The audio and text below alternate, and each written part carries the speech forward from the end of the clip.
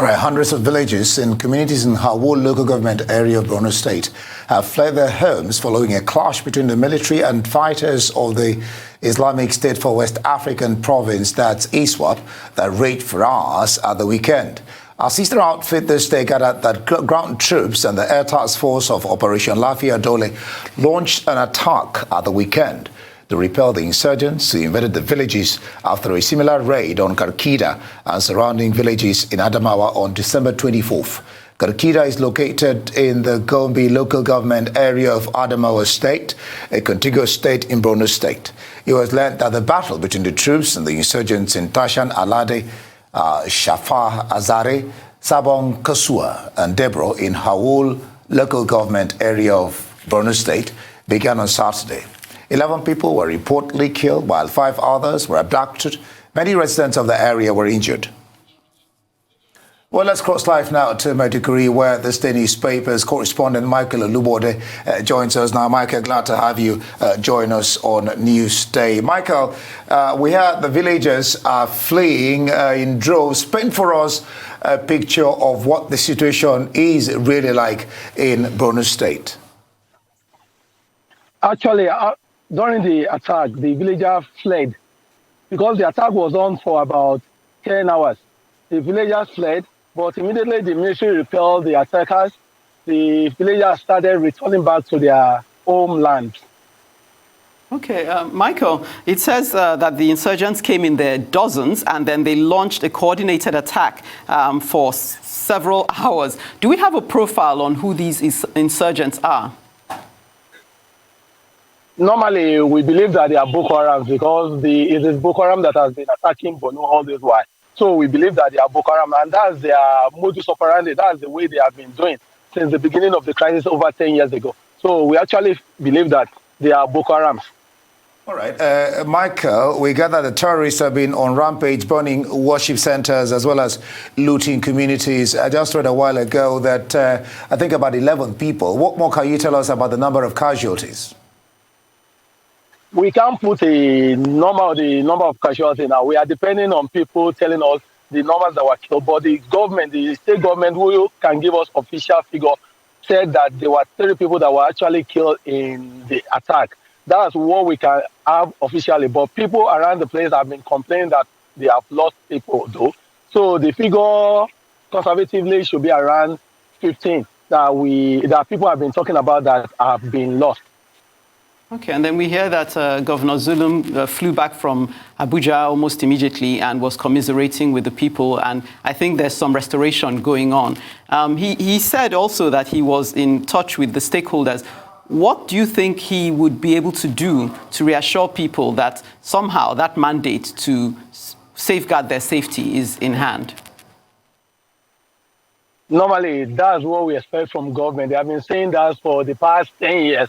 That the place is secured. They are even planning to relocate some people to some of these communities that they feel are safe. But how safe are the place? That's what we have to consider. The fact remains that the government will continue to build confidence that people should stay where they are.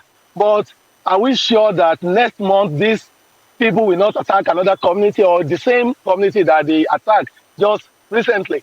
So the governor, it is right to tell the people. But it's also the right of the people to believe what he's saying. But we are seeing that the fact that the people are still attacked every time in Borno and perhaps is now in Adamawa. They attacked Adamawa just last week.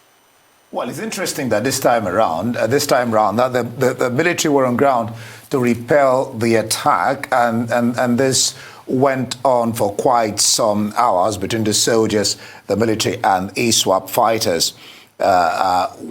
What is the situation? I know you said just earlier on that the villagers are now returning. What is the situation between the military and the ISWAP? Is the fight still on? And how is the general atmosphere there? Is there some quiet now? The general atmosphere there is that there is some quiet in the community. But the fact still remains that immediately, this is a normal procedure. When people are attacking, the military will come after some time. Those people will go back into their coven, and after some time, they will come back again. what the people want the military to perhaps do is that they should take the war to the insurgents so that they won't be coming back and picking on them from time to time. Being proactive, that's what you're talking about. Yes, that's what the people want. They want them to be proactive, to act before the insurgent comes. The question becomes whether they have the number to be able to, this is an unconventional war, whether they have the number to be able to know where they are and where they're going to attack and all that.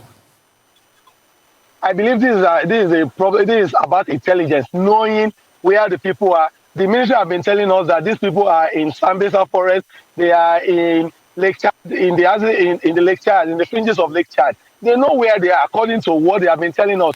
What stops them from going there and taking them off and nullifying them before they come out to attack the people?